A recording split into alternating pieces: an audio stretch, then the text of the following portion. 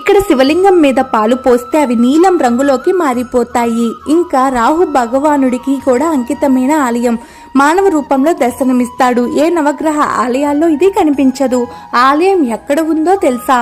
తిరునాగేశ్వర దేవాలయం తమిళనాడు రాష్ట్రంలోని కుంభకోణం సమీపంలో ఉన్న శివుడి దేవాలయం. ఇక్కడ లింగ రూపంలో స్వామి దర్శనమిస్తాడు. ఇంకా రాహు భగవానుడికి కూడా ఇక్కడ ఒక ప్రత్యేకమైన స్థానం ఉంది. అనేక దోషాలకు పెద్ద ఎత్తున పూజలు నిర్వహిస్తూ ఉంటారు. ఇక్కడ శివలింగానికి అభిషేకం చేస్తున్నప్పుడు పాలు నీలంగా ఎందుకు మారుతూ ఉంటాయంటే రాహు భగవానుడి యొక్క ప్రభావం వల్ల అని కూడా నమ్ముతుంటారు. పాలు చాలా శుద్ధంగా ఉండి వాటిపైన అనేక శక్తులు పనిచేసే సమయంలో ఈ మార్పు జరుగుతుందంట. అందుకే పాలు నీలం రంగులోకి మారుతున్నట్టు కనిపిస్తాయి. కొన్ని ఇతిహాస గ్రంథాల ప్రకారం దేవతలు నాగుల వల్ల భయపడిన సమయంలో శివుడు నాగులని సంహరించి ఇక్కడ లింగ రూపంలో ప్రతిష్ఠుడయ్యారని కొన్ని పురాణ కథలు చెప్తున్నాయి. అందుకే ఇక్కడ ఉన్న స్వామిని తిరునాగేశ్వర స్వామి